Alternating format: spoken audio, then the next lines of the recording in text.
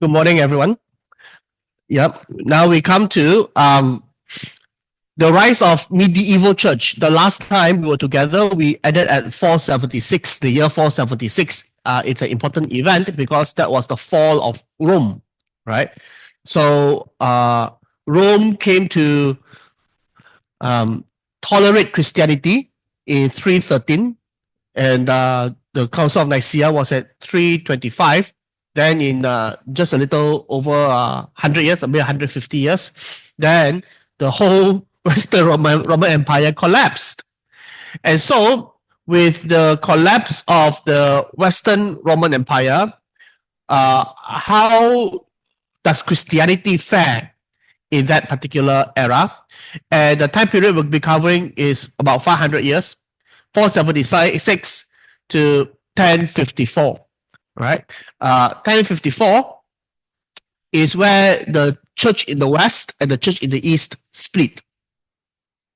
All right, permanently split, and until today has no sign of reconciliation. All right, so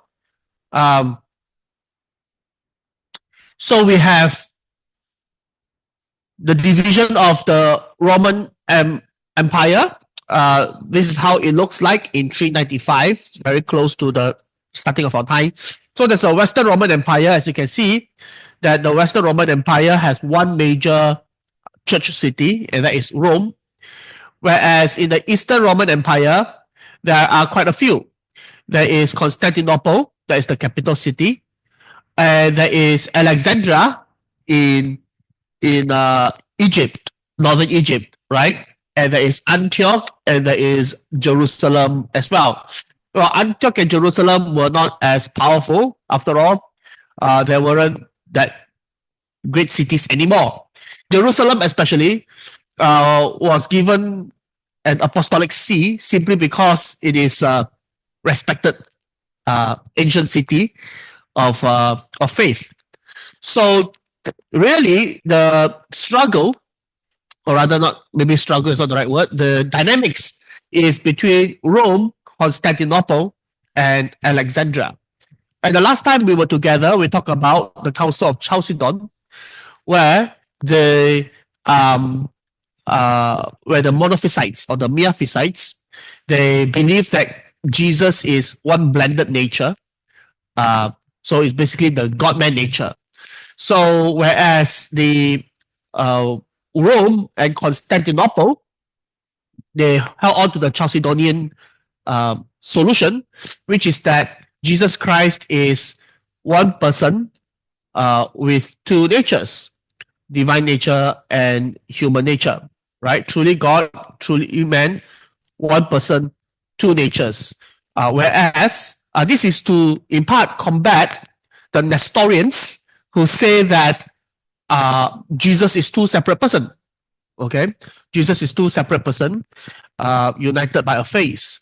So the Nestorians has been chased out of the empire. They go to the east side. Okay, and the Persians welcome them because it's like, okay, now that you have broken free from the empire, then we are not so suspicious of you anymore. Right. So, but the Chalcedonian solution was didn't meet everyone's needs, all right, or rather didn't satisfy everyone. So although it is meant to defeat Nestorians and also the Eutychians that says that Jesus is of only one nature, but the solution of one person, two natures sounded too much like Nestorianism to the Egyptians. So the Alexandrians thought that sounds too much like Nestorianism. What's the difference between one person, two natures, and one face, two persons? All right, it is still feel that the divinity and the humanity of Jesus were too distinct and separate, and the Alexandrian church felt that we should have more unity between the divinity and the humanity of Jesus. So they didn't sign that agreement at Chalcedon, and they left the church, the imperial church. So, which is very awkward for the Eastern Roman Empire, where we have an emperor in Constantinople who is Chalcedonian, and we have this whole area of rather this whole area, because the Antiochians and the Jerusalem Patriarch and the Alexandrian, so basically this whole region, they were united, pun not intended, united in saying that Jesus is of one blended nature, okay, of one blended nature. So, which explain why when during the Muslim conquest, the Alexandrian side, northern Egypt, and especially on this side, they surrendered to the Muslim invaders rather quickly, because there's no difference to them whether they are under Muslims, whom they consider as heretics, but that the tension between the Chalcedonians and the Miaphysites, right, is also not very easy to deal with, the tension between the two. And so they say that, what's the difference between living under the Muslims versus under a Chalcedonian emperor, right? So therefore they actually flung open the city gates, and the rest is history. So you can, so you can see that the animosity between the two groups, the Alexandrian group and the Constantinopolitan group, is very, very very severe. Okay, and we are still feeling some of that reverberation today.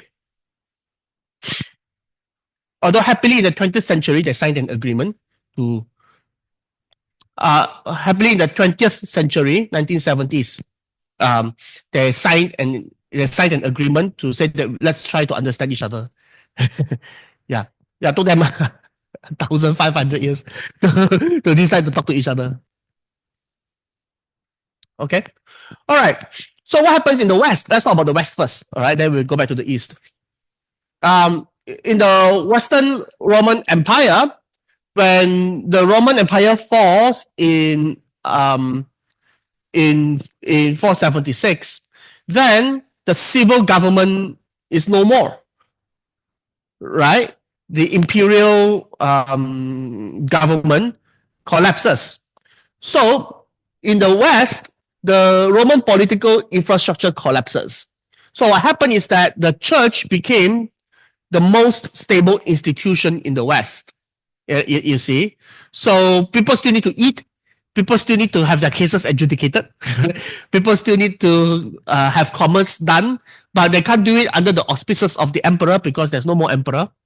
And so who was there to kind of make sure that life continues? It was the church.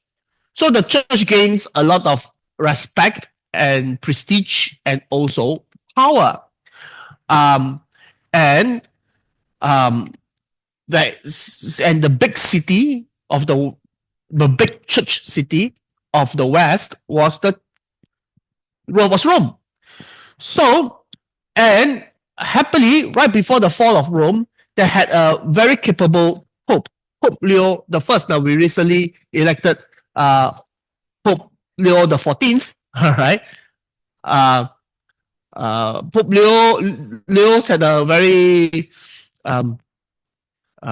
interesting history. This name, Pope Leo the First, was a great pope. Pope Leo the 10th was the one that excommunicated Martin Luther.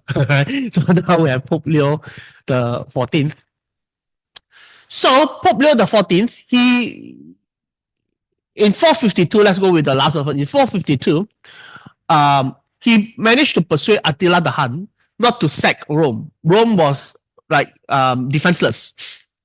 And so the poor bishop of Rome had to go out to parley with Attila the Hun and managed to turn Attila the Hun around, not to sack Rome. Because of that, he and as a result, his successors as well receive increasingly more and more respect, right, and honor from the people. Yeah, the emperor can't help us. The emperor can't uh, uh, can't fight off Attila the Hun. The Pope could. So in 451, during the Council of Chalcedon, Leo couldn't attend himself. The Council of Chalcedon, he sent representatives. The reason why he couldn't attend is because exactly Attila the Hun was coming, right? So he needed to prepare for the invasion. But he sent representatives with what is now known as Leo's Tome. Leo's Tome is this writing of his that really forms the basis for the settlement at the Council of Chalcedon. So the language of one person, truly God, truly man, one person, two natures, right? And how are these natures to be related to each other? Really spelled out very clearly in Leo's writing. And he told his people during the Chalcedon proceedings to not say anything, all right, and just observe until both sides have expended all their energy. Then you come up with this book. So it's a very strategic move. And when both sides grow tired of arguing with each other, then Leo's underlings brought out Leo's Tome. And when they read it, they say, yes, this is exactly what the church ought to believe. All right. And so he's both a brilliant theologian as well as a strategist in church politics. So and because of Leo's Tome, I suppose, and how he had the last say at the Council of Chalcedon, he propagated the doctrine of the primacy of the Bishop of Rome over the whole church. Now, all the other apostolic sees, Constantinople, Alexandria, Antioch, Jerusalem, recognize that the Bishop of Rome has the highest honor. After all, the Bishop of Rome is said to be a successor of the Apostle Peter, the chief of the apostles. So they do give special honor to the Bishop of Rome, but not jurisdiction control, to turn over jurisdiction control to the Bishop of Rome. If you are in the Constantinople, then the regions around Constantinople, then the one that has oversight is the Bishop of Constantinople.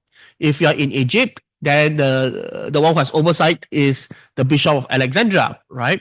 So, but Pope Leo says that no, Rome not only has the honor, but also primacy. That is to say, they have jurisdiction control over the other, over the whole Christendom. This was not something that anyone agreed to, and definitely not the Bishop of Rome, and definitely not the Emperor definitely not the Bishop of Constantinople, and definitely not the Emperor at Constantinople. But that was the doctrine that Pope Leo tries to promulgate. Yeah.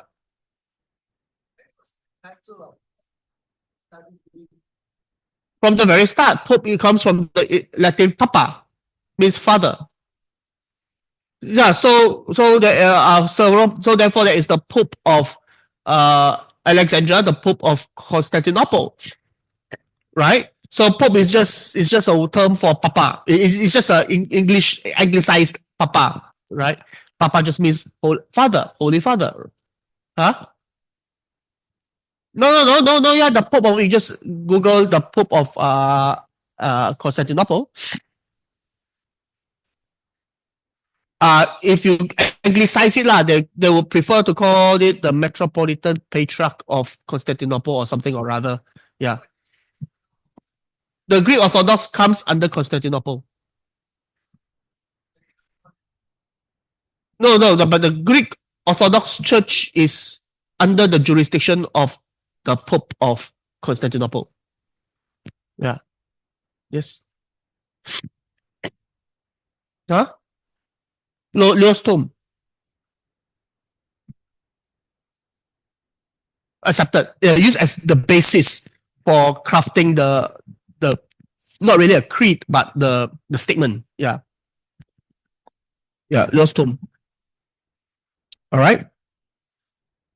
So, and very fortunately for the Western Church or the Church in Rome, especially, they had another great pope, which is Pope Gregory the First. Now, he is a very mission-minded pope. When the British, when the Roman Empire, Western Roman Empire collapsed, then the Romans withdrew from Britain, right? And so Britain returned to paganism.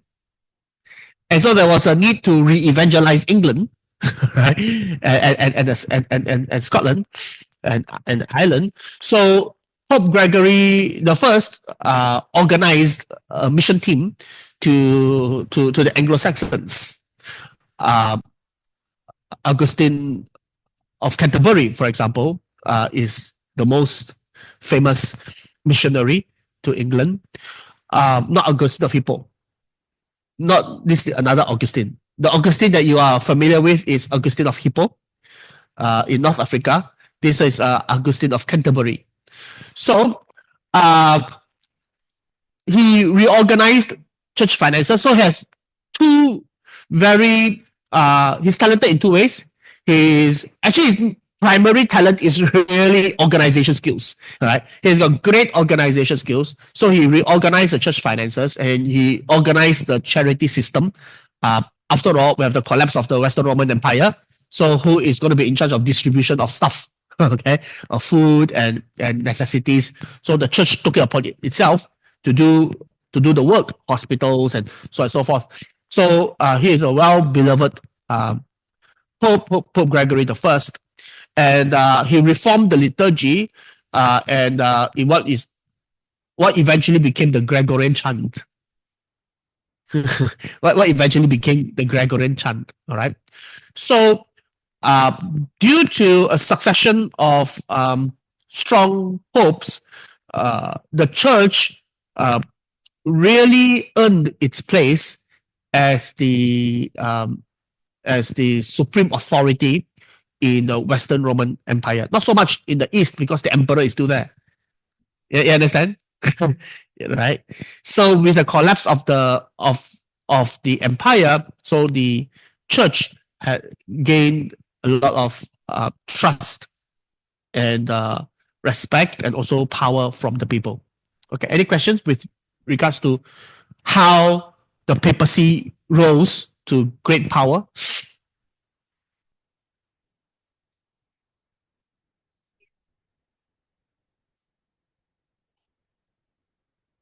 There's we don't use that term. You see, there's only church, right? There is no schism. Yeah, the only people that we've gotten rid of so far are the Nestorians and the Arians, right? Basically the Jehovah's Witnesses and the Nestorians, and eventually, of course, the Alexandrians. They themselves left, right?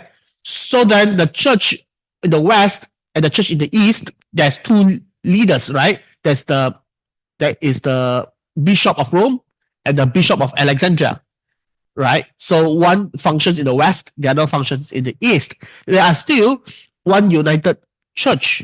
Yeah, you can call it the Catholic Church because the Catholic just means universal. So that is the universal church.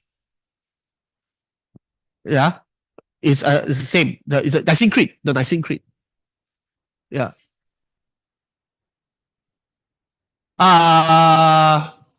More or less. I mean, the fundamentals we all agree lah. The fundamentals we all agree.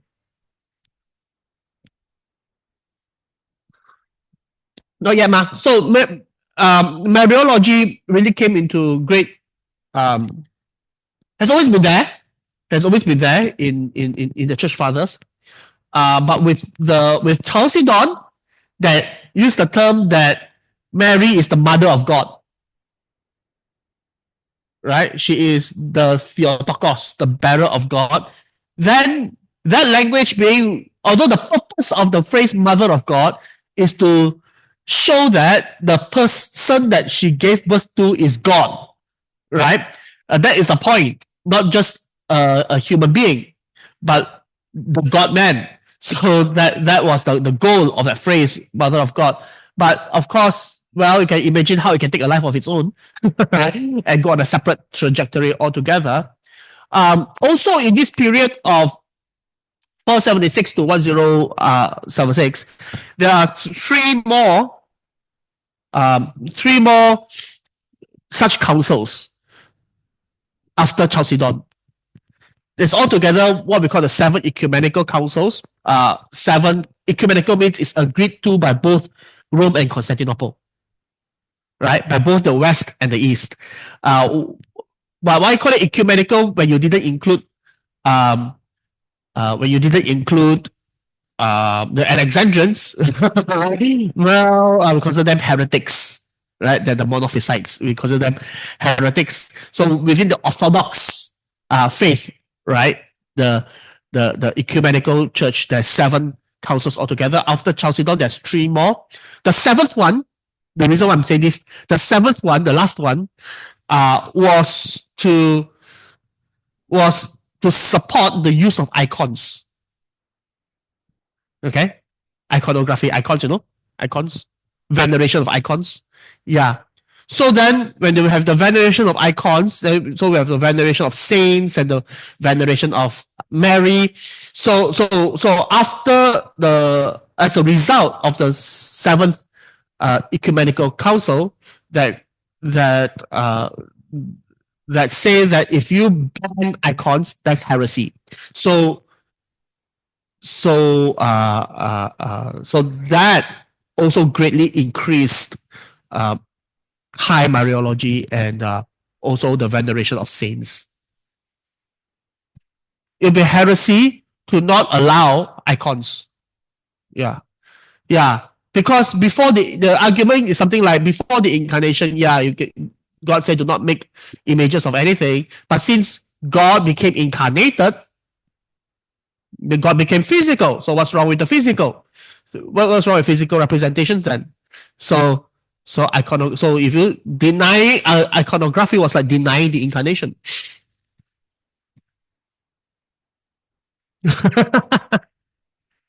Yeah. So Catholics and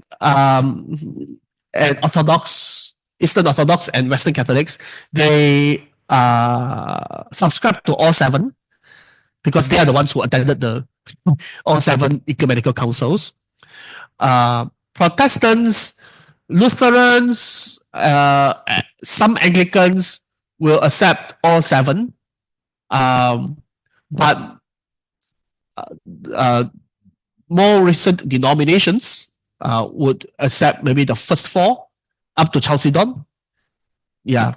And non-conformist churches like Brethren would eschew all 7 and say let's go back to the Bible. The Church of England is because it's a national church, right? So therefore it encompasses the Christians in England, and they don't all think the same, right? So they're generally the high church Anglicans and the low church Anglicans. Typically, the high church Anglicans are more would accept all 7 typically, and then typically the low church Anglicans will pay respect to the first 4 more.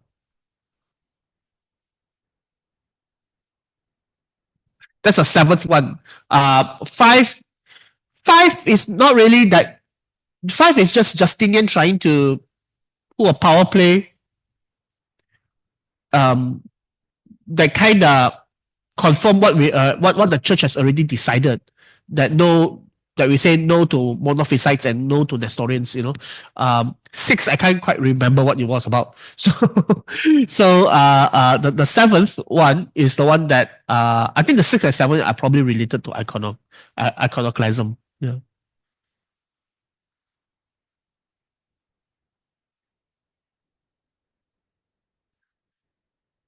Yeah, including questions regarding iconoclasm.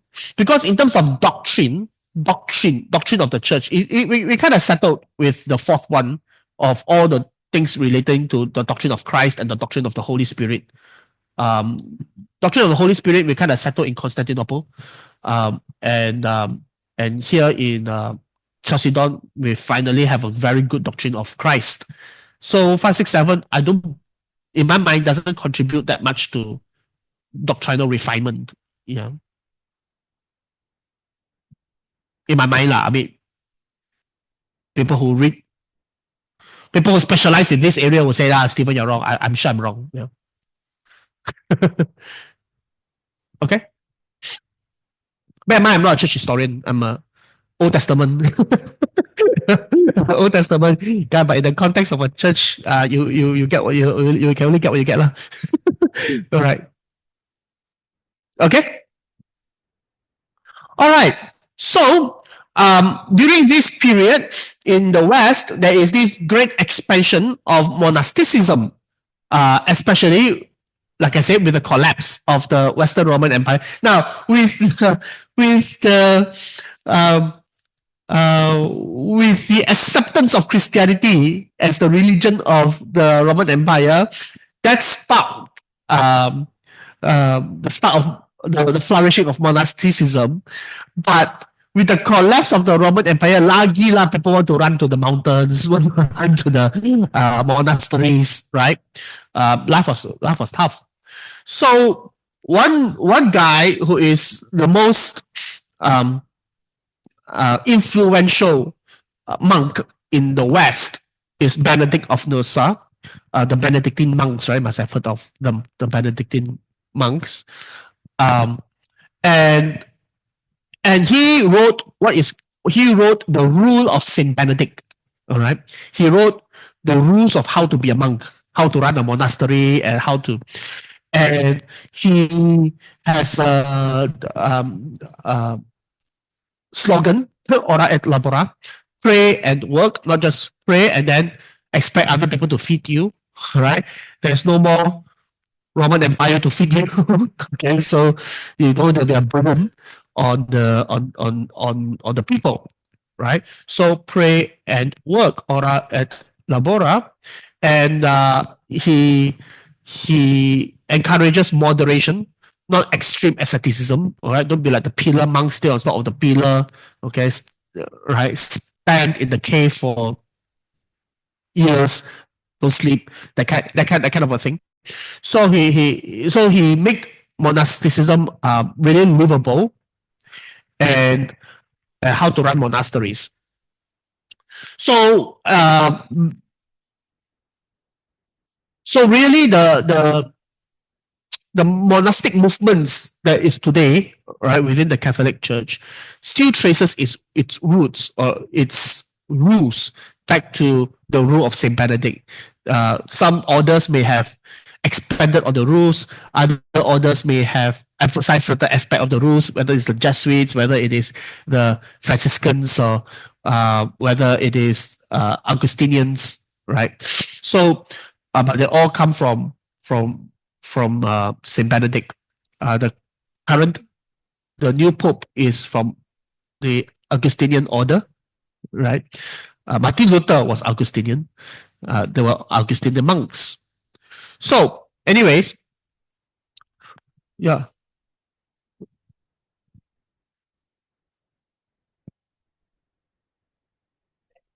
Those are the monks, yeah.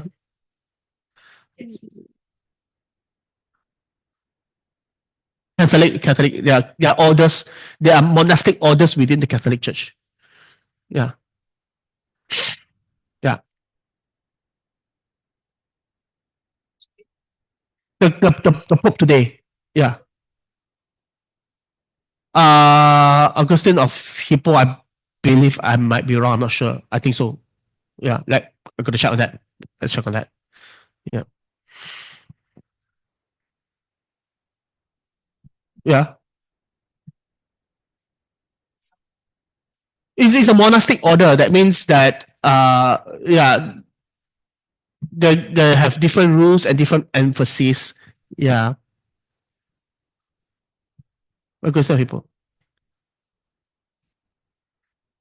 So Augustine of Hippo, he lived a monastic lifestyle, and because of his genius, many people did flock to him to come under his tutelage. Yeah.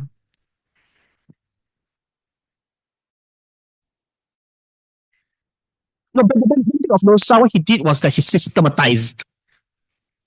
There were already a lot of monks, but he systematized the monastic movement in such a way that you can really duplicate and expand. He's able to franchise it. Let's call it that. All right. He's able to franchise it. The Desert Fathers a long time ago, huh?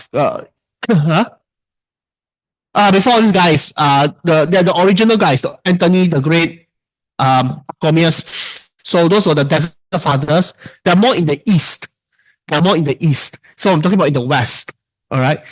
In the west, the monastic movement didn't start immediately. It started off in the east, in the deserts of Egypt, primarily because they got a desert. Right. So it's more amenable to monastic um, uh, tendencies. Yeah. So in the West, so what do you do as a monk? Right? What's the function of the monastery? It is a spiritual function, a place of prayer, a place for liturgy, and a place for pastoral care. Benedict, for example, he put up the hours of prayer. All right, 12, 6 a.m. prayer, 5 a.m. prayer. Yeah, 9 a.m. prayer, 12 p.m., 3 p.m. prayers, right? 5 p.m. prayers. So he kind of did up the prayer office. Yeah. The Jews only have morning and evening. Yeah, morning sacrifice and evening sacrifice. Yeah. So whereas Benedict made it kind of like round the clock kind of daily office, right? There's a lot of daily office that they observe. Um, so then it is also a place for education to train clergy, all right, to copy manuscripts, preserving classical and Christian texts. And I guess in terms of um, its value in education cannot be understated. I think the value of the monastery, the contribution of monastery to education really cannot be understated, right? Seminary, it was monasteries, and then seminaries were based on monasteries, and then universities also grew out of these monasteries, right? So, yeah, yeah, yeah, okay. And they also help us preserve Christian texts and also classical texts. They copy all the Plato, all the you know what I mean, all the Aristotle. Yeah, they made sure that the clergy are educated as much as they could. Because if you think about, oh, why not education? I think because we live in the modern world, we may underappreciate the how useless education is. How useless education is. Because if you can't find a job as an official, that's really what in the world you should learn farming. How are you going to feed yourself? You should learn farming, right? So the scholar class is if you don't make it to be an official, I don't know why it is.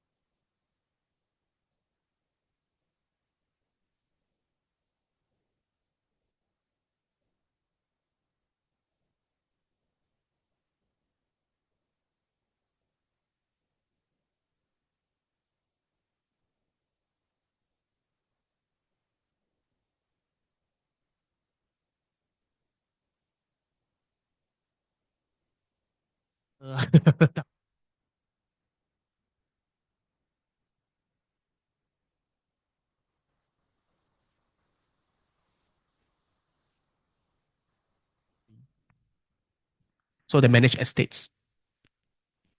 Yeah, and also because they do a lot of charity and healthcare, hospices, orphanages, hospitals, things that government ought to do, but there's no government to do it. So they did the hospices, the orphanages, and the hospitals, and which is why people pledge the estate in the first place. All right, but this also has the backlash of so the monasteries themselves grew rich. And becoming the abbot of the monastery suddenly become a very attractive career path, and there's going to be all kind of associated problems that comes with that kind of a thing lah. All right, and any good thing can be corrupted with money and power. Yeah. So mission is the monasteries also produce missionaries and evangelists. Okay, so that's about the monks. Yeah. Yeah, the mission schools, exactly. The LaSalle brothers, right? Yeah, the Jesuits, the nuns, the sisters, right, in the convents. Yeah. Hospitals, the Asuntarians. Yeah, absolutely. See, they're celibate. You see, so they can devote their whole life to this, right? I have a wife and 2 kids. So maybe for us, we have to play it safer, right? We can't just uproot and go, right? Yeah. Okay, so the last line said they produce missionaries and evangelists. Okay, so let's look at the missionary work of the West. There are 3 very impressive gains in the West: Ireland, England, and Germany. Ireland, St. Patrick was sent to Ireland. He was a Breton who then was enslaved by the Irish and managed to escape. And then he went back to Ireland to preach the gospel. So it's really quite a guy. So, St. Patrick's Day, everyone wearing green color in Boston or something. A Breton. He's a British guy. Yeah, he's a quintessential Roman Briton. Yeah, but then after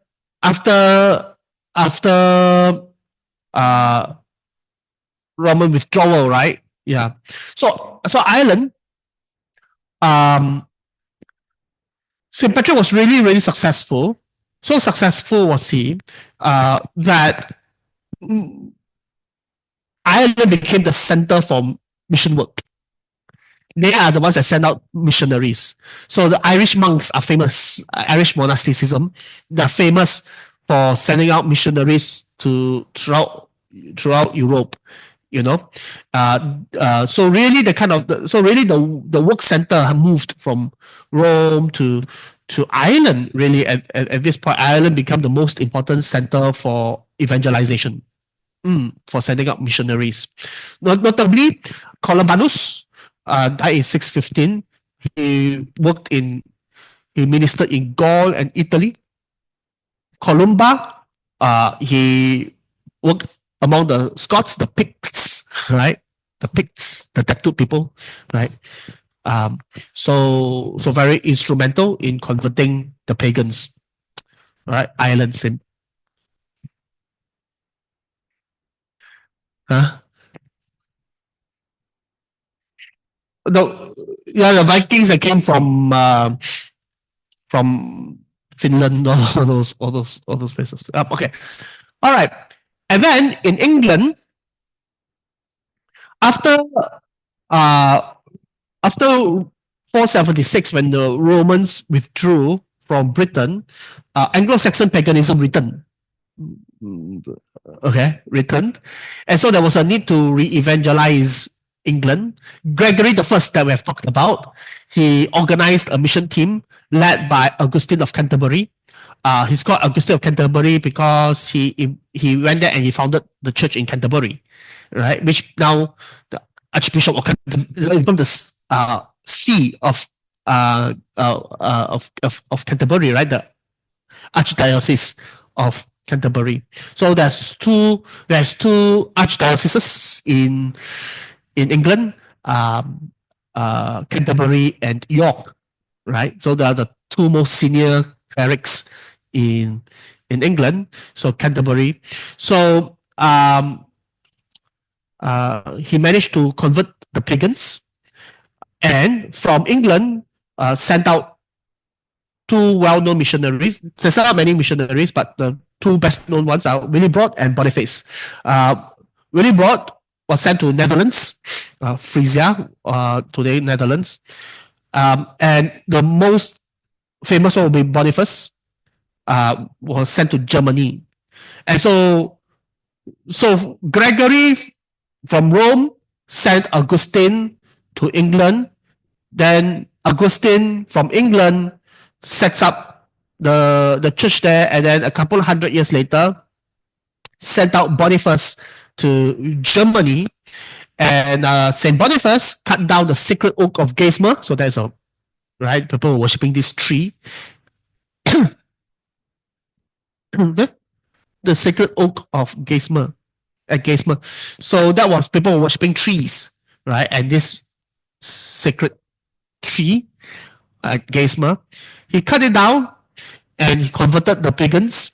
He organized the German church, and he integrated papal authority with local evangelism. So basically, he made the place Latin. Yeah, he made the place Latin. So this is the missionary work in Ireland, in England, and in Germany. These are some of the good news. After the break, well, let's look at some of the things that is a bit more shady.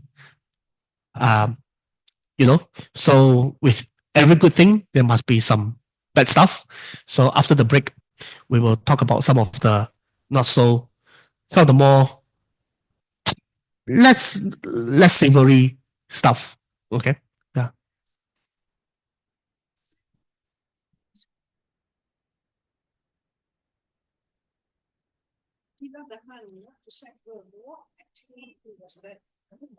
Yeah, so Attila the Hun with his army was just right at the gates of Rome. Right. Yeah. Pope Leo. Yes. She's asking a question. She's asking a question about Attila the Hun, about Pope Leo. Yes. The question is.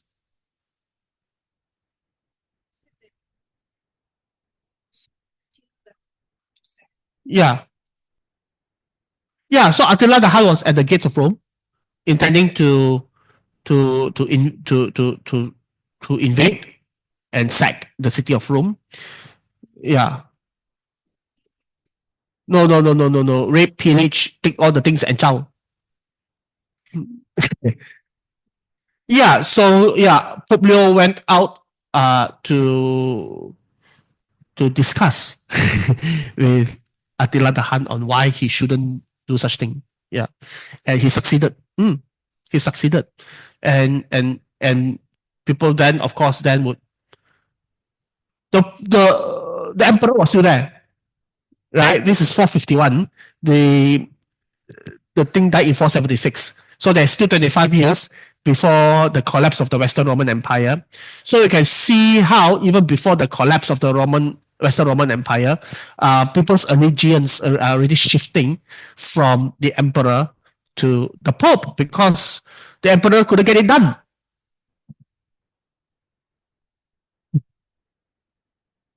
The most interesting character, to me at least, that's why I like to talk about him a bit, in that time period was Charlemagne. So Charlemagne, he was quite the conqueror, and he unified the Franks. All right. So wait a minute, what's going on? Charlemagne. Yeah. So this is Charlemagne at his death. He kind of had a very big, um, the size of more or less the Western Roman Empire. Yeah, right? He's got France, he's got Italy, he's got Germany, right? So, and so because he did that, he wanted to revive the Western Roman Empire. Okay, so he crowned himself the emperor of the Holy Roman Empire. Okay, the Carolingian Empire. So, on Christmas Day, the year 800, Pope Leo III crowned Charlemagne as emperor of the Romans. This is the first time where the emperor is crowned by the Pope. Because reason is because for Charlemagne, let's look at what does these two men get out of it, right? What does these two men benefit from this ceremony, from this coronation? For Charlemagne, he needed legitimacy to be a successor of to be Caesar. Really, look, his coin here has Carolus, the Carolingian Empire. That is his dynasty name, right? And IMP AUG, Imperator Augustus, right? So he's seeing himself as the as emperor, wearing Roman wreath and all. Okay, so he see himself as a Roman emperor, but he needed legitimacy. Okay, so he thinks that it would be good if he can get legitimacy via the Bishop of Rome, right? The Bishop of Rome crowning him as the Roman emperor. So so he's seeking for legitimacy. Quite different from the East, because the East had an unbroken empire, right? The Eastern Roman Empire. So the emperor never derived his legitimacy from the Bishop of Constantinople. You see, they derived their legitimacy from Constantine the Great, right? Even before he was Christian. So this symbolically revived the Western Roman Empire. But what does Pope Leo gets out of it? He said, if I'm the one who crown you, right, then I have power over you.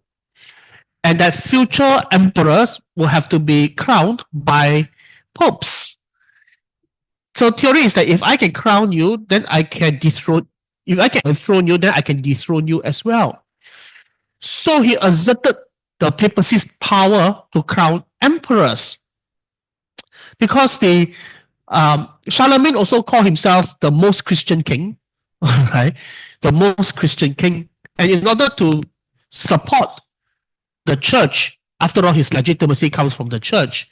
And that really grew the power of the church over politics, like legitimately. So he considered himself the protector of the papacy, but often at the cost of his own Franks. And he forced conversion over the people he conquered. So the Germanic tribes who were pagans, all right, he baptized or died, kind of a thing. So these are forced conversion that you may hear from other religions. Is not something that was absent in Christianity. Charlemagne, for example, did such a thing after he was victorious from the Saxon Wars. So yes, that increased the number of Christian lands, all right? But is that the right way to expand Christendom by the sword? Very dark times. Yeah. Everybody was doing the same thing. See, everyone was doing the same thing. It's just that we no longer do all those things. All right. Yeah. Yeah. But this is always has always been the case. Yeah. Yeah. When you mix state and religion, church and state, right? Yeah. Other aspects, there was a renaissance because he promoted learning. I doubt he himself was literate, but he really promoted learning, and there was a new interest in art, new interest in classics, new interest in biblical learning. He commissioned the copying of many Bibles. So in a sense, there was a renaissance during his time. Now, how would the East respond to this? The Byzantine emperors, of course, refused to recognize Charlemagne's imperial title. The Eastern Roman Empire, they've very recently lost, right? This stuff, but the Eastern Roman Empire, considered themselves as the only successor of the Roman Empire with the collapse of the West. A few hundred years after the collapse of the West, comes some Frank, right, claiming to be a Roman emperor. So this and then but it is the Pope in Rome who crowned the Western Roman Emperor.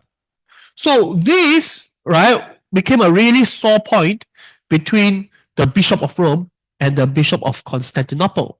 After all, the Bishop of Constantinople is living in the same city as the Emperor.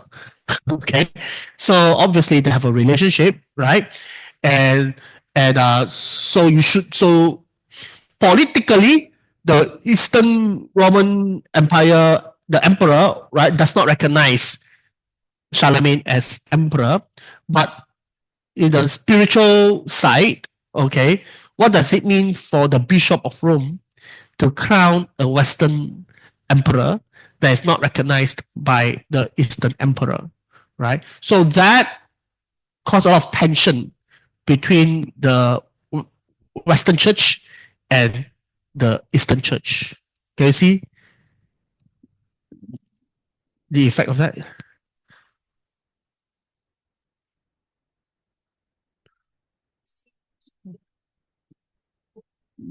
The bishop? No. The emperor is emperor, the bishop, the pope is pope. Yeah. Yeah. In the West, now you return to that.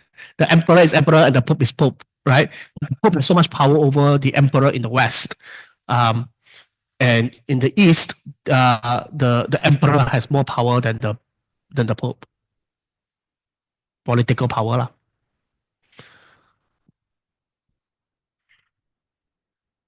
Yeah. Yeah.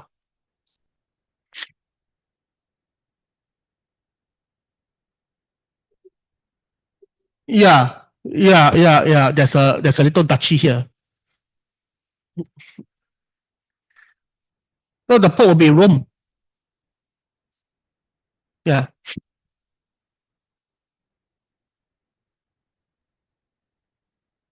This other half here. This one. Yeah, it was its own country at this point in time. Yeah. Still Western Church. No.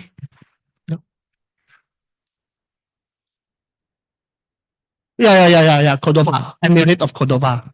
Yeah. But the Muslims has already taken the see, they have already taken the Antioch, right? So the Eastern Roman Empire is slowly being pushed back by the Muslims. So with the Abbasid Caliphate here, see Antioch and Jerusalem both are in the. No, Alexandria. Yes, Alexandria has surrendered without a fight. They surrendered. So they swept all the way to the west, and then they went up north. It was stopped by the Frankish Empire. So another thing that the Frankish Empire contributed was that they stopped the advance at Spain and eventually reconquered through successes of Charlemagne, Pepin the Short, for example. It is the only example in history, where there was a recovery of Christian land.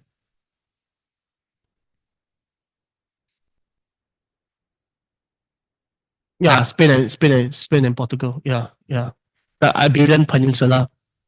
Yeah. Oh no. Right. So really, this is the only example in history where once Christian loses power to the Muslims, that you managed to retake. Yeah. So there is a lot of talk about, hey, yeah.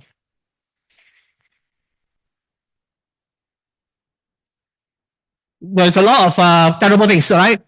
No, not, to push them back, right, is warfare, right? There is no peaceful warfare. There's no such thing as a peaceful war. Yeah. But the Christians, they were under a lot of because of the treatment as a second class citizen, right? If you don't convert, you have to pay this tax, the jizya tax, and so on and so forth. So many of them supported the Christians, the Frankish Empire. Yeah. Okay. We'll probably talk more about that next round. Okay. So that's Charlemagne. So many of these are good stuff. I did talk about some dark underbelly of forced conversion. But let's talk about papal corruption in this time period, especially as we head towards 1054. Let's talk about some of the notorious popes. Many of them were bad, but these three are like champions. Okay. Pope Sergius III, 904, reigning 904 to 911. He ordered the murder of two previous popes so that he can be pope.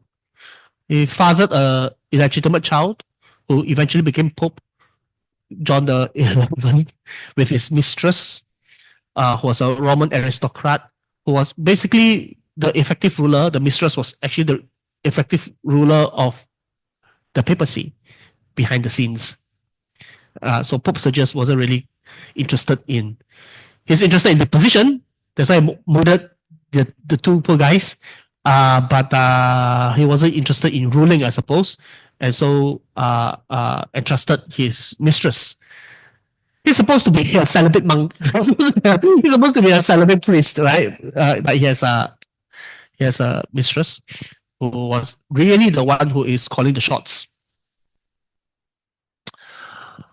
Not too long later, Pope John the 12th, he was a teenage pope. Nowadays, in order to become pope, if you're not even 65, you're not qualified to be pope, right?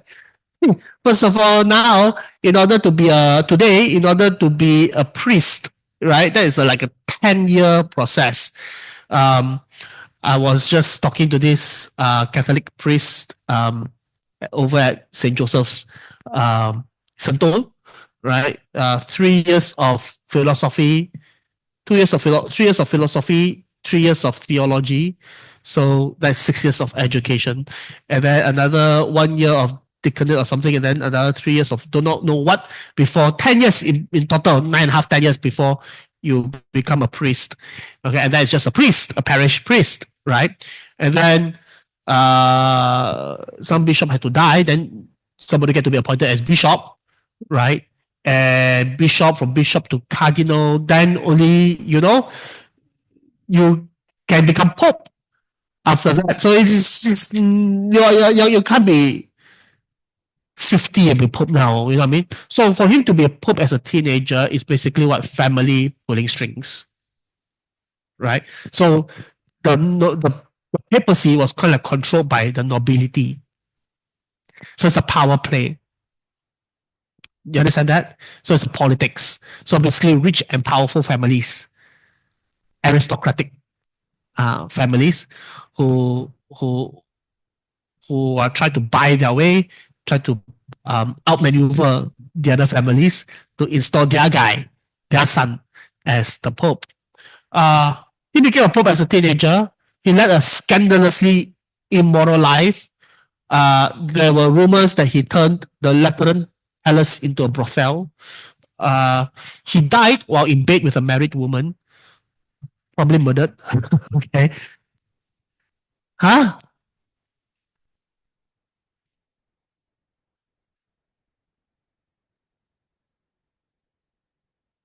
Benedict the Ninth.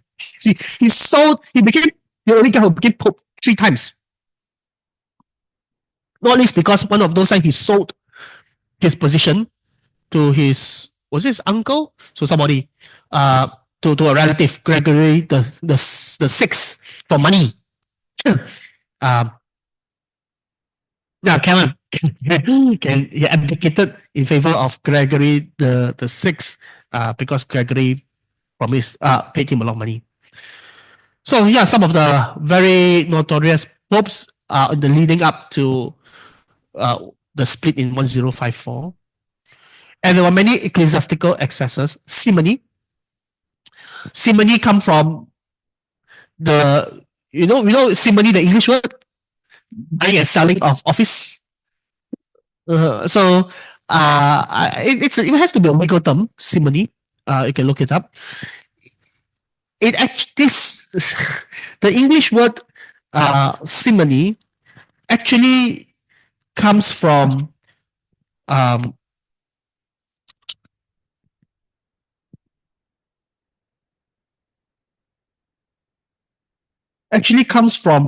Acts chapter 8.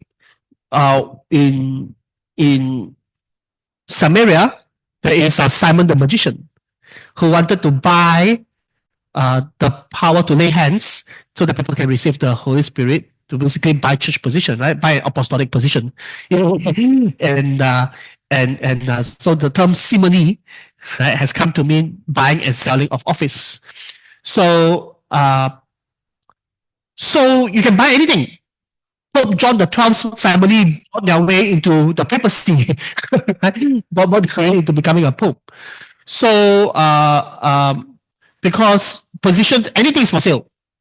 Okay, bishoprics are for sale.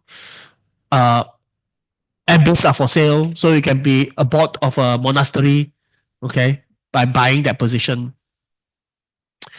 And there is immorality, although doctrinally priests are supposed to be celibate, but many of them live sexual immoral lifestyle and even have concubines. Yeah. Not very surprising. We have in Judges chapter 18 and 19, chapter 19, right? Chapter 19, where a Levite has a concubine. How the story of the Levite and his concubine, right? So the dark ages of Israel, and now the dark ages of the Western Church, Western Europe. Lay investiture. Bishoprics and abbeys are treated as heritable fiefdoms. That is just the kind of mindset that people have at that time, right? Why is it that a political class, right, the lords, right, and the counts and all, they're able to pass down their wealth and their property and their estate to their children, right? So become a fiefdoms.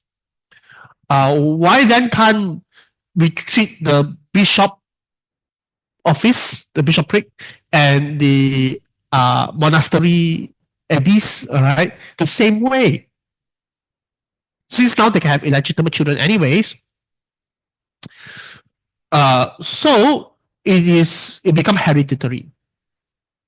many kings, right? Let's just say a bishop did a service for him, all right, and he wanted to repay the bishop, right? So he rewards the bishop by saying that you get to pass down this bishop title to your descendants. Yeah. Yeah. In the Old Testament, in the times of Jesus, the apostles were married, right? So when did this celibacy come up? Yeah, that's a good question, right? There are many layers of this. Personally, I blame Augustine of Hippo. Yeah. So okay, we're really living in a very different time right now. Okay, we're really living in a very different time right now. So the story is like this, right? Augustine had a very godly mother. All right, she's a Christian, and been praying for him. All right, and so he was this philandering professor. Okay, intellectual.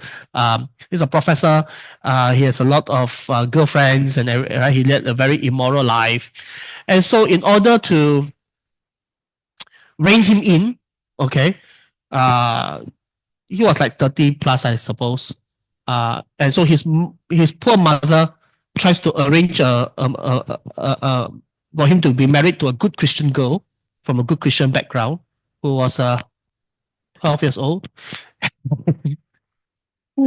And that's chastity, right? And so he's like, oh no, I got to get married. But then he was worried he can't stay faithful because he's such a playboy, right? And he doesn't want to disappoint his mother. And in part of that struggle, he read Romans. Okay. So after he read Romans and became a Christian, he decided not to marry the girl because he wants to be a monk. Okay. And maybe because of his past experience as a philanderer, he when he come up with the doctrine of original sin, that we had the sinful nature from Adam, but in addition to the sinful nature, we also share in his guilt, right? We are also now guilty before God because of Adam, right? And this need to be washed by baptism. Then the question was, how do you get that sinful nature? How is the sinful nature transmitted? How is original sin transmitted from generation to generation? So his idea, it must be genetic. He doesn't have the word for genetic, all right? It must be hereditary. So he blames it on sex. So sex is never holy, right? Because sex passes on original sin. So I'm not sure whether he originated this idea, but definitely from him onwards, celibacy was really prized. Of course, you can read even in the book of Revelation, right? How many of them were virgins and stuff like that, right? So virginity, that means, has always been prized.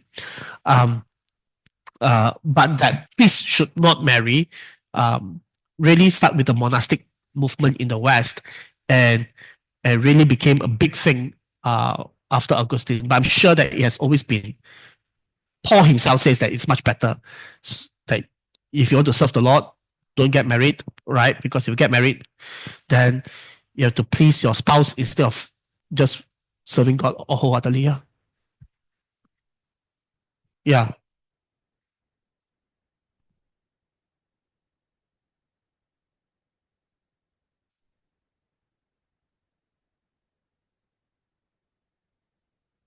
Yeah. Yeah. Correct. So he says that most people should just get married.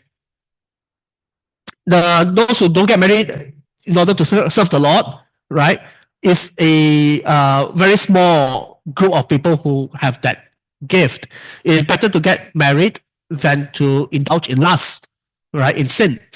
But because now, in order to advance in life, it's good to be a priest and then a bishop, a pope, whatever, right?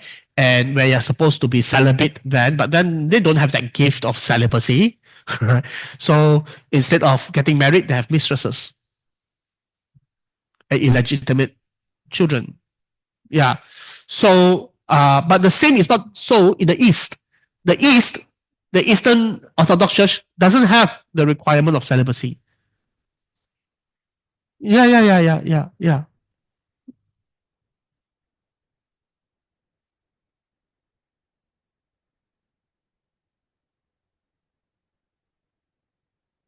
Oh,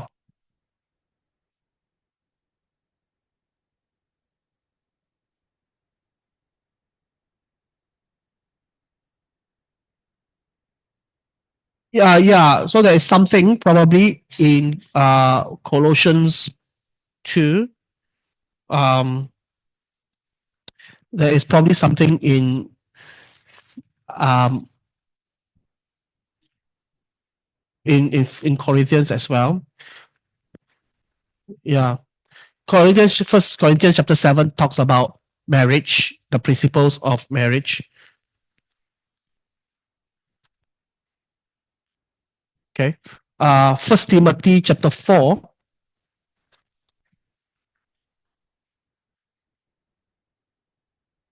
First Timothy chapter 4, verse 3 says,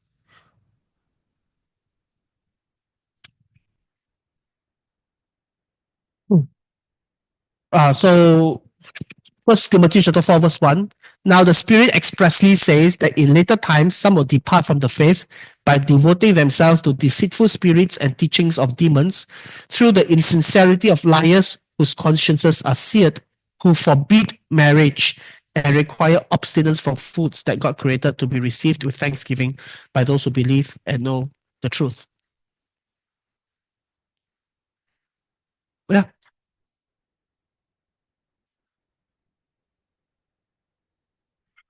Okay.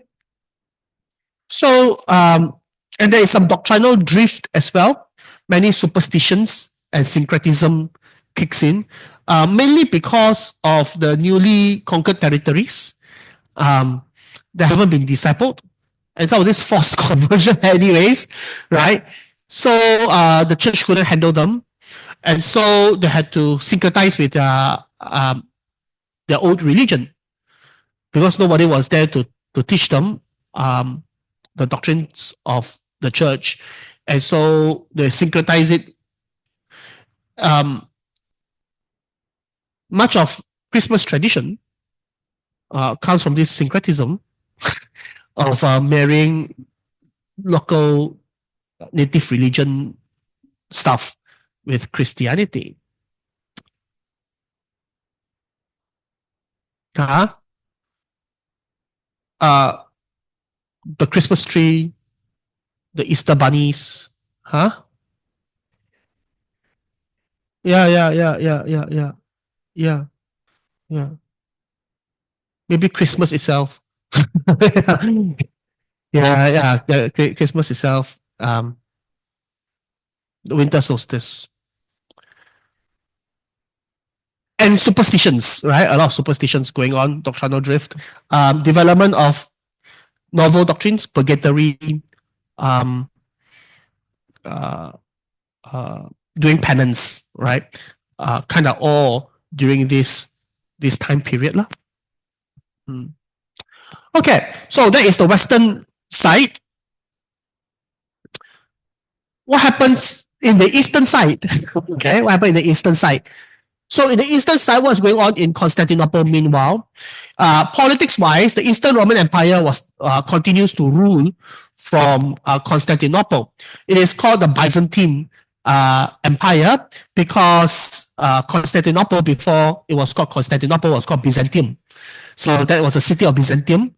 And then Constantine came and then he took over that and he renamed Byzantium as Constantinople, naming it after himself.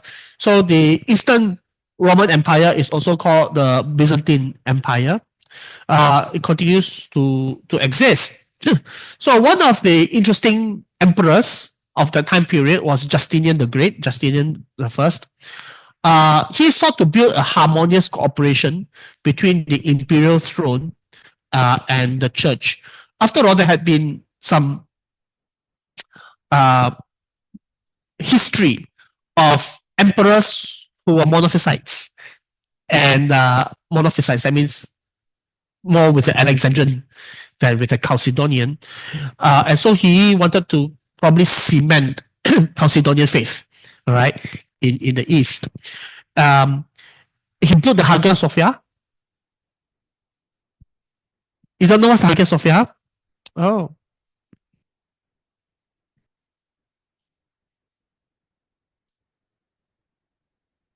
Hagia Sophia.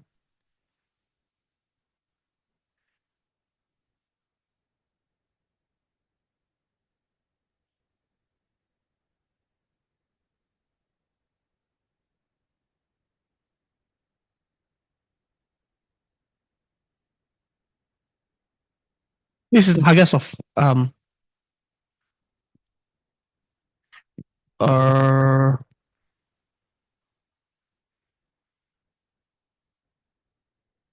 This is the Hagia Sophia. Right, today is a mosque in Istanbul. So this is the Hagia Sophia Church built in AD 537 without the minarets. The minarets were added in the 15th, 16th century when it became a mosque. Yeah, after the fall of Constantinople. Yeah, so this was the biggest church built by Byzantine Emperor Justinian the First. All right, it was formerly called Church of God's Holy Wisdom. Right, now os tes Hagias to Theosophias. And this became the seat of the Pope of Alexandria, Pope of Constantinople. When he completed this magnificent structure, Justinian was quoted as having said, "Solomon, I have surpassed thee." Solomon, I have surpassed thee. I have surpassed you. I have surpassed Solomon.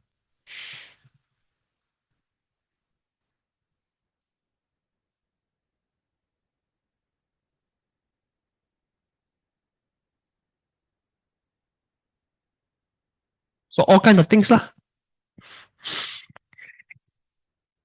So Justinian, and he lived after the fall of the Western Roman Empire. So he did send a lot of expeditions to try to reconquer lost land. He tries to recover the Western Roman Empire and put them all under submission to Constantinople. Right? While the Western Emperor was there in Rome, he can't really expand his territory westward, could he? Okay, but now with the fall of Rome, he could legitimately expand his territory westward under the pretext of trying to regain Roman territory. Does that make sense? Okay, and he succeeded for a time period. Those lands he did manage to recover, including parts of Italy that he managed to recover to put under Roman rule, but of course under the Eastern regime. But eventually, all those were also lost by successors.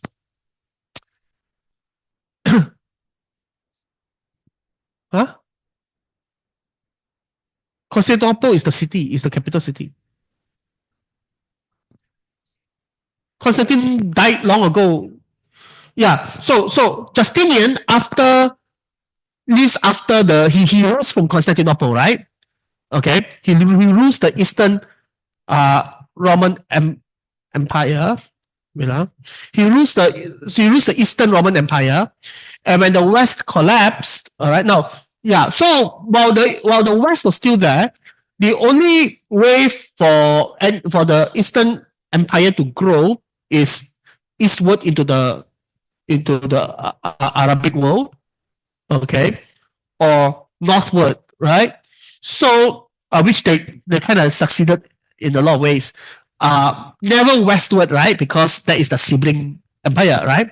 So, but once the Western Roman Empire collapses, then Justinian has the ambition to extend his empire westward, right? Under the pretext of trying to reclaim Roman territory. Does that make sense? Yeah. So he succeeded. He even conquered much of Rome, much of Italy. Uh, but eventually those gains were also lost, lah. Mm.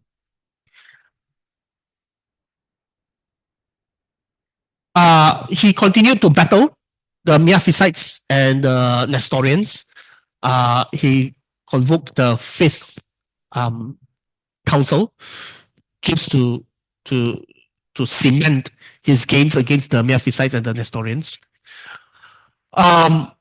In 726 to 843, there is this controversy of iconoclasm versus iconodualism. Iconoclasm are people who say you shouldn't have icons, right? Iconodualism is a group that says that we can have icons. So iconodualism won, and so and that gave a lot of power to the monks because the monks were in the business of producing icons.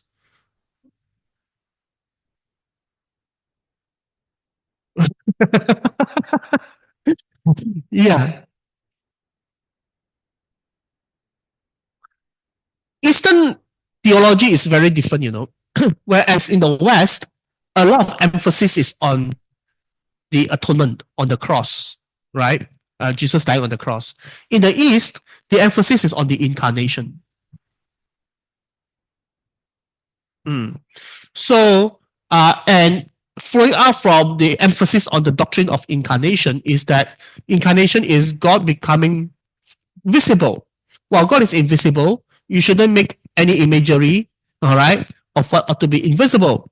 But since God has made himself visible as Jesus Christ, so, and Peter, James, John all saw Jesus physically, all right? So Jesus actually had a physical body. So what's wrong with physical representations?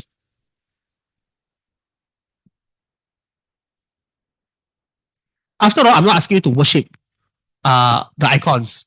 It's not icon worship, it's icon veneration.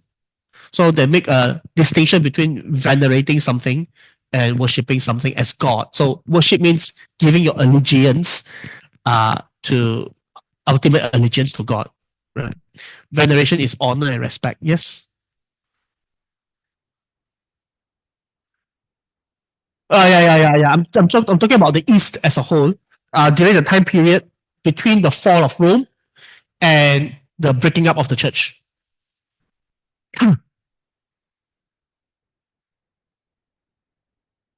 Yeah. No, the controversy lasted for a long. This controversy lasted over 100 over years, right? During Justinian's time, it wasn't an issue. It wasn't an issue. Yeah, it only became an issue in the 8th century. Yeah. So all kinds of things were being before it became an issue. People had the freedom to practice whatever they practice. Yeah. Yeah. Yeah. Icons doesn't just emerge out of nowhere, right? There's a history of it being there before it becomes a problem.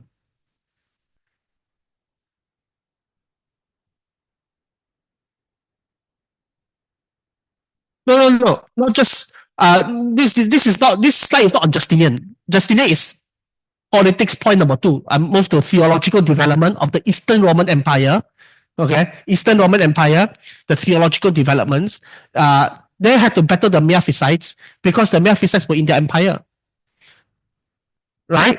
The Miaphysites were in their empire. So what do we do with them? The heretics, at least in their mind, right? And have already removed themselves from the big church, the Alexandrians, right?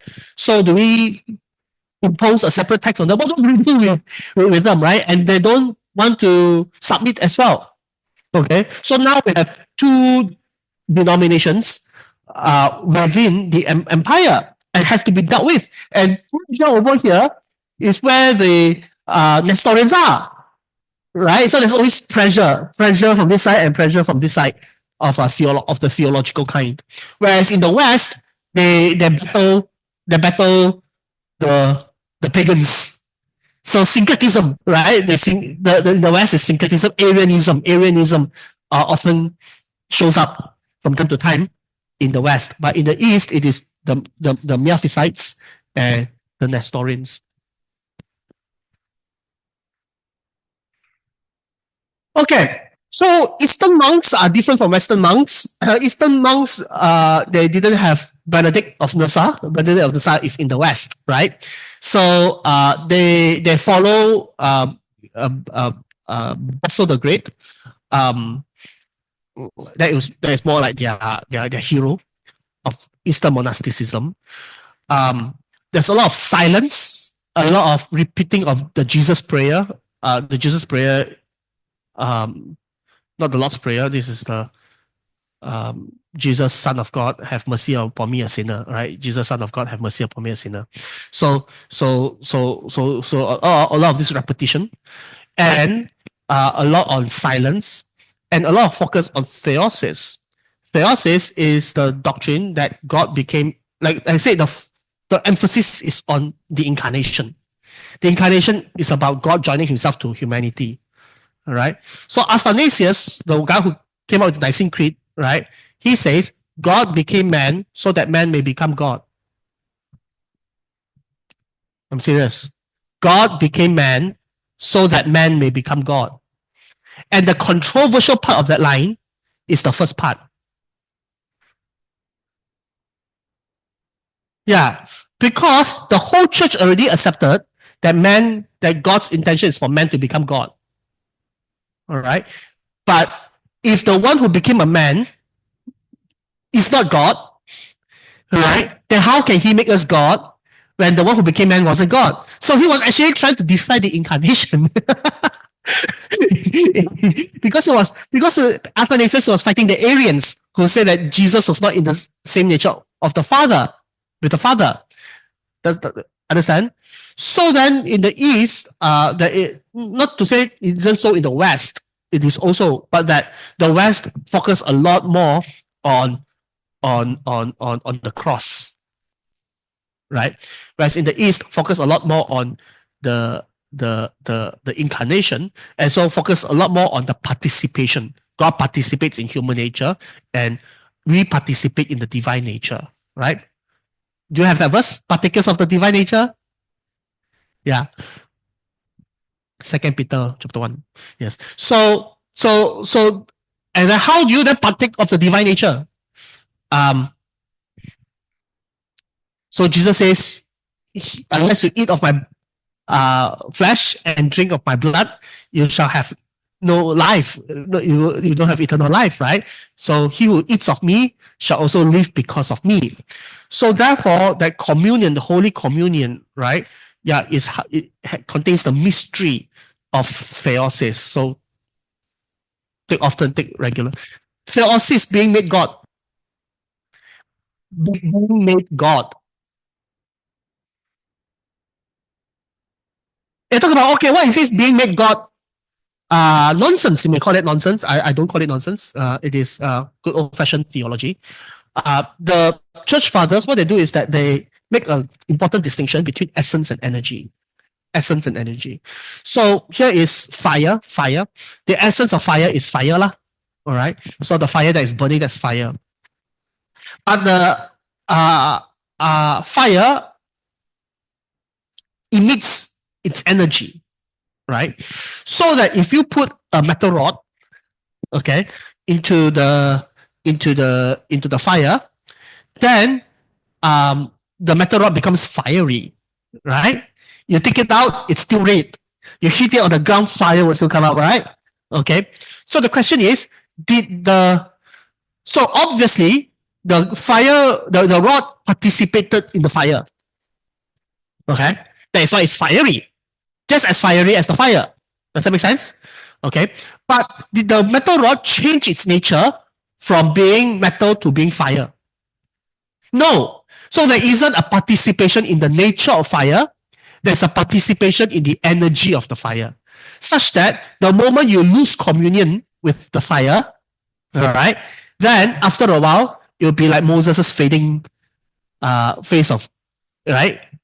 Okay, so you cannot sustain the glory of God. So the idea is that we can now sustain the glory of God by what? 2 Corinthians 3:18. With unveiled face, beholding the glory of the Lord, right? And not being transformed into the same image. From glory to glory, increasing glory, because it's increasing participation. We can always abide in Christ. So it is by abiding in Christ that we are being made to become like Christ, to be conformed to the image of Christ, right? Not by participating in his nature, but by participating in his energy, such that our nature will forever be human nature, such that if we are no longer, right, if we leave that communion, right, extract ourselves from Christ, then we will lose that energy because we don't have the essence of divinity. All right? So Christ's essence is divinity. We don't participate in his essence, but we join ourselves to him. We participate in his energy, such that our nature is not changed, our essence is not changed from human to divine, but that we now carry the energy of divinity. So that is what they mean by theosis.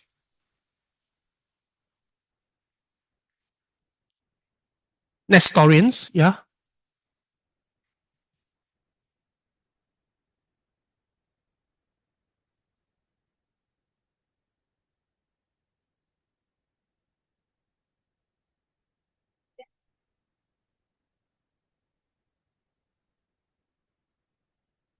For Nestorians, is it? So I think that they will still believe that, you know, Christ died for our sins.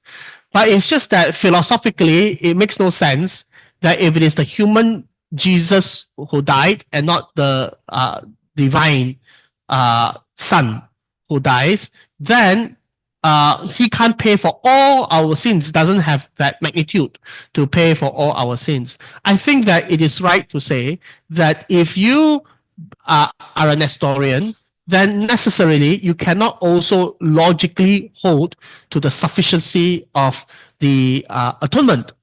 But I think we don't have to be logical in order to be saved. Right? As long as you believe, despite the illogic of your theology, I think you are still, to me, right? Salvation is not by how smart you are, right? How well you figure out theology is whether you trust in Jesus Christ for your salvation. So if you trust in Jesus Christ for your salvation, then you are saved. You are saved, right? It's just that your theology shouldn't have led you to believe that Jesus died for your sins, but then they believe despite their theology. Yeah.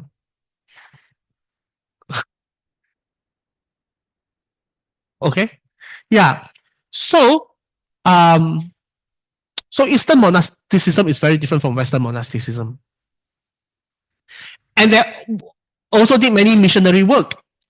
Cyril and Methodius, Cyril not related to the Cyril of old, this is a later Cyril, and Methodius, they went to the Slavic, on a Slavic mission, from which eventually, you know, the Russian writing called the Cyrillic writing, the Cyrillic alphabets. You know Russian alphabets? Have you seen the Russian alphabets?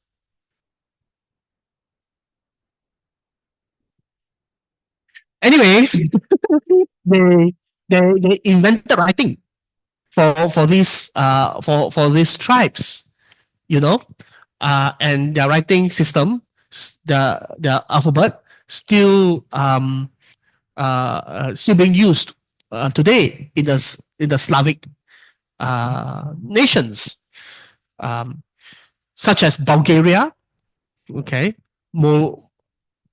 Moravia, Bulgaria in 864, Kiev in 988. Now there's a war between Kiev and Moscow. Kiev is more Russian than Moscow is historically. Kiev is the mother of Moscow.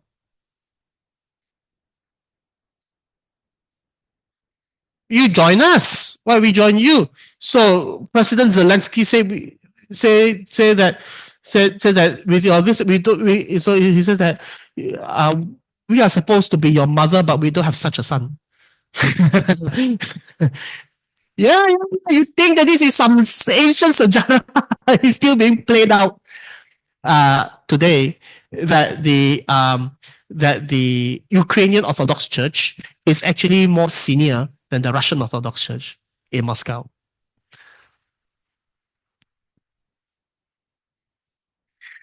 Well, why did they expand northward, right? Why did they expand northward towards Bulgaria and Russia? Because they couldn't expand eastward because that's where the Muslims were.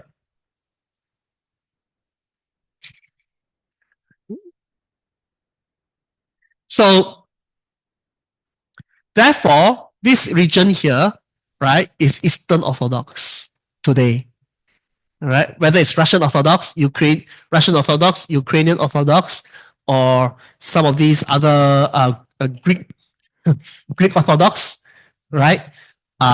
And Eastern Orthodox, and the Oriental Orthodox, all right?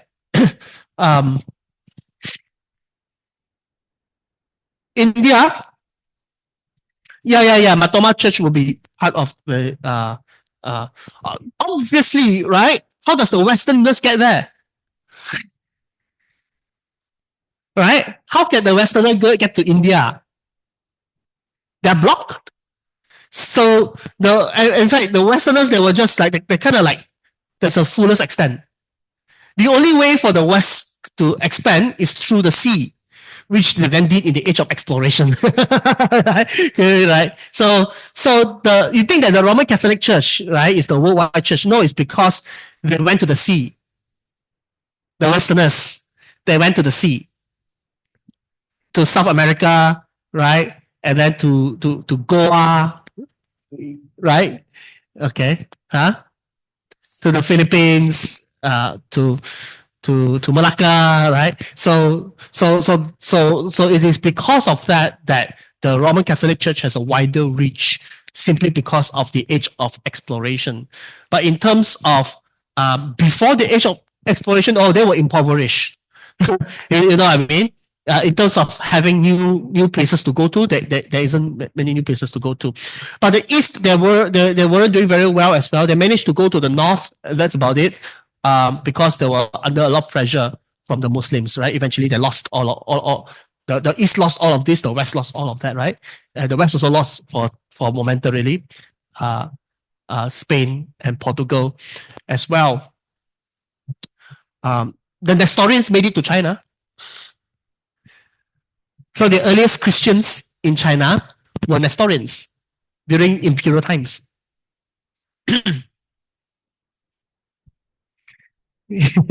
Yeah. But when the Chalcedonians went to China, despite seeing Nestorian churches everywhere, they said there are no Christians here. No, there are no Christians here. Okay, so that is the rise of the medieval church. Next time, we will look at what happened at 1054. This thing got dissolved. Okay, broken into Western Roman Catholics and Eastern Orthodox.